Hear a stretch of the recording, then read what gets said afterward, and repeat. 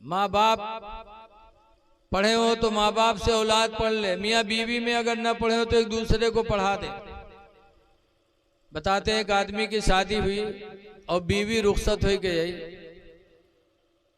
जब गई तो मर्दवा रसगुल्ला उसगुल्ला लेके उनके कमरे में पहुंचा। पहली रात में यही सब होते हैं, मिठाई उठे लेके पहुंचा, बहुत जोरदार सलाम मारिस। लागत है कि हातिम ताइक फेल की है। 100 रुपल्ली रसगुल्ला मैया बड़ा रुआ। गवा बड़ी जोरदार से कहे सलाम अलैकुम। औरतिया जवाब दी। उसके बाद पूछिस कि कुछ पढ़े वढ़े हो? तो सटपटान कहे सरी यू का पूछ लिए। तो चुप। पढ़े रहा है नहीं तो चुप रहा, बड़ा चालू रहा है। सोचिस कि अगर कहे थे हाँ पढ़े हैं तो आज नहीं तो कल तो पोल खुलिन जी, और सोचिस अगर कहे थे नहीं पढ़े हैं तो पहली रात में बेइज्जती होते, तो चुप रहा। लेकिन औरतिया फिर कहिस कि अरे कुछ पढ़े वढ़े हो? तो कहिस काहे रे तू घर में रहा है कि इम्तिहान ले रे? तो कहने न पढ़े हो तो पढ़ लो। कही सब पढ़ ली, 35 साल के हो गए न, कमाए जाए कमाए कमाए तुका खवाई के पढ़े जाई रे।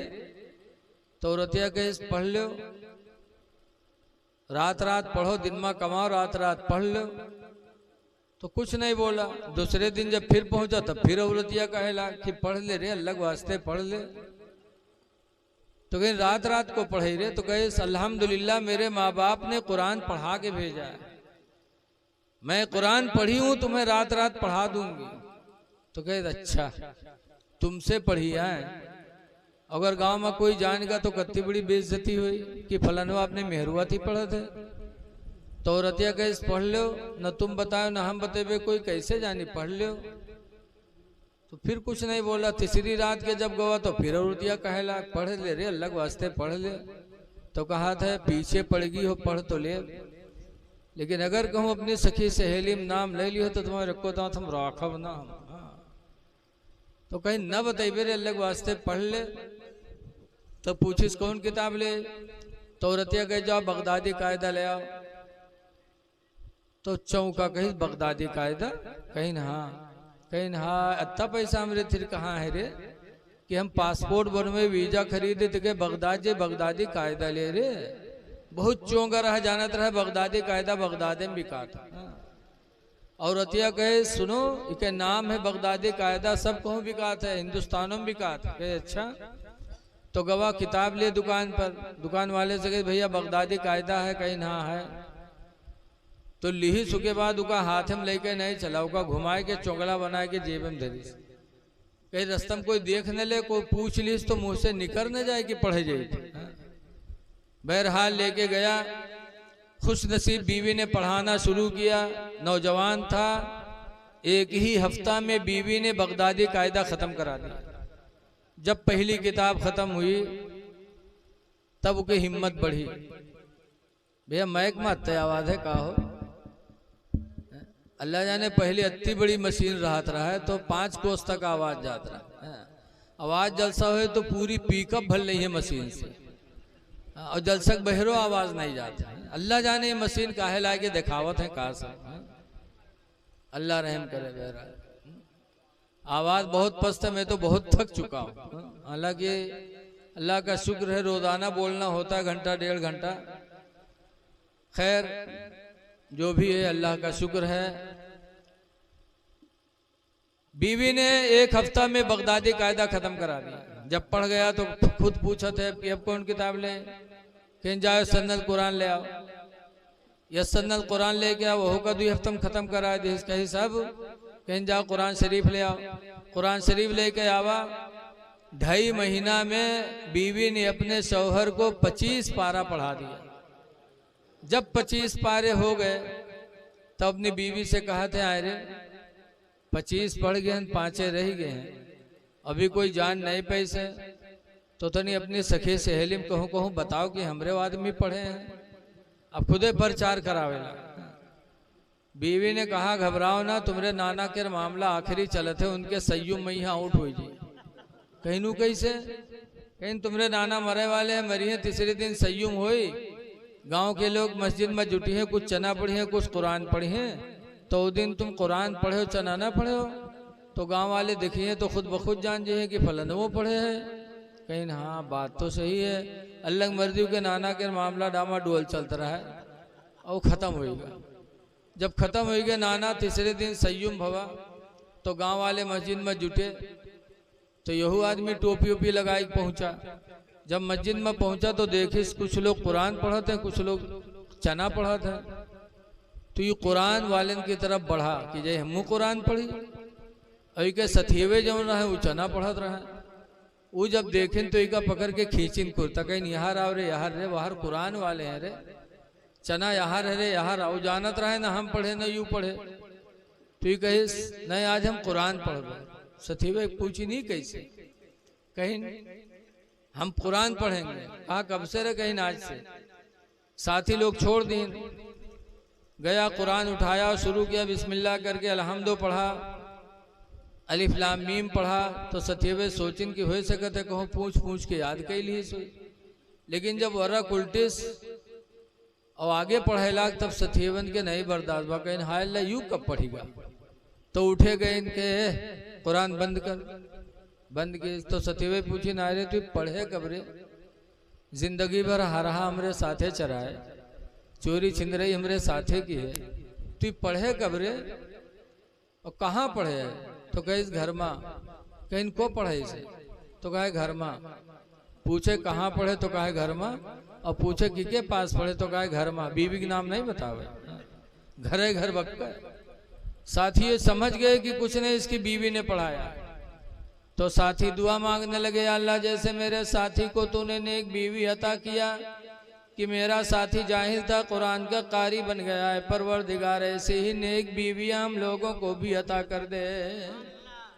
खुश नसीब हो इंसान जिसे नेक औरत नसीब हो जाए। बीवी ने कुरान पढ़ा दिया। कुरान पढ़ाने के बाद बीवी ने एक दिन मचल के कहा मेरे प्यारे शौहर एक तमन्ना हमारी और है। कहा क्या? कहा कुरान नहीं पढ़ते, कुरान पढ़ गए, मेरी दूसरी तमन्ना यह है कि नमाज पढ़ लिया करो। बट गुस्सा आएगा, कहे अच्छा उंगली पकड़े हो तो पखौरा पकड़े की कोशिश करते हो, कुरान पढ़ा पाए तो नमाज पर जुट गई उड़ाई नहीं हो। तो कहते सुनो 5 वक्त की नमाज फर्ज है, 4 वक्त तुम्हारी मर्जी, 1 वक्त की नमाज हमारे कहने से पढ़ लो। फजर के टाइम उठते हो तो जरा 10 मिनट पहले उठ लो, वजू बना लो, नमाज फजर पढ़ लो, कुरान की तिलावत भी हो जाएगी और नमाज फजर अदा होगी, जिसकी वजह से अल्लाह तुम्हारे चेहरे पे नूर बरसाएगा। हदीस पाक में मन तरका सलातल फजरी, जिसने नमाज फजर को छोड़ा, फलैसा फी वजही नूरुन, तो उसके चेहरे पे नूर न होगा, यानी चमक न होगी। मियाँ बीवी नमाज फजर पढ़ें, इंशाअल्लाह फजर की बरकत से अल्लाह चेहरे पे रौनक देगा। दोनों में ऐसी मोहब्बत होगी कि कभी तलाक की नौबत आ ही नहीं सकती। बीवी ने समझाया, शौहर के समझ में बात आ गई, नमाज फजर पढ़ने लगा और ऐसी बरकत फजर की मिली कि 5 वक्त का नमाजी हो गया, नमाजी बन गया। माशाअल्लाह नेक बीवी मिली तो शौहर कारी कुरान हो गया, नमाजी भी बन गया। और जब नमाज पढ़ा दिया तब फिर बीवी ने एक दिन कहा, ऐ मेरे प्यारे शौहर एक तमन्ना हमारी और है। कहा क्या? कहा जाहिल थे कुरान के कारी बन गए, बेनमाजी थी नमाजी बन गए।